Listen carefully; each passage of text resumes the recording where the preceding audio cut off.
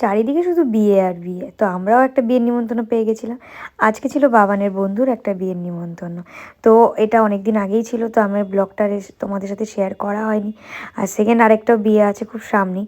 এত বিয়ে চারিদিকে, একটাও নিমন্ত্রণ না পেলে কেমন লাগতো। আর এটাই ছিল পুরো অঘ্রাণ মাসের প্রথম, মানে মরশুমে প্রথম বিয়ে। তো আমরা দুজনে চলে গেছিলাম, আর এটা একদমই আমাদের বাড়ির কাছে ছিল। তার জন্য যেতে যেতে আমাদের প্রায় প্রায় 10:30 বেজে গেছিলো। তাও গিয়ে দেখি ওখানে স্টার্টার টাটার সব ছিল, শুধু একটা দুটো স্টার্টার শেষ হয়ে গেছিলো।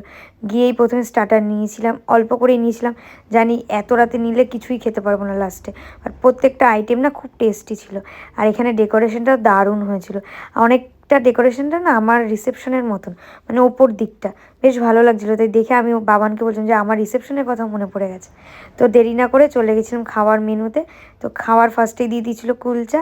তো খাওয়া দাওয়া কমপ্লিট করে চলে এসেছিলাম পান স্টল। আমি পান খাই না, জাস্ট দেখছিলাম ওখানে মুখ শুদ্ধির কী কী আছে। বিয়েবাড়ি যাবো আর ছবি না তুললে হয়, তো দুজনে মিলে কটা ছবি তুলে নিয়েছিলাম, দেন বাড়ি। তো যাই হোক, এখানেই আমি আমার ভিডিওটা এন্ড করছি। আর তোমরা কটা বিয়েবাড়ির নিমন্ত্রণ পেলে অবশ্যই কমেন্টে জানিও। তো চললাম বাড়ির দিকে। বাড়ি পৌঁছতে পৌঁছতে প্রায় 11:30 বেশি বেজে গেছে। আজকের ব্লগটা তাহলে এটুকুই। দেখা হচ্ছে নতুন আরেকটা মিনি ব্লগে। আজকের জন্য টাটা।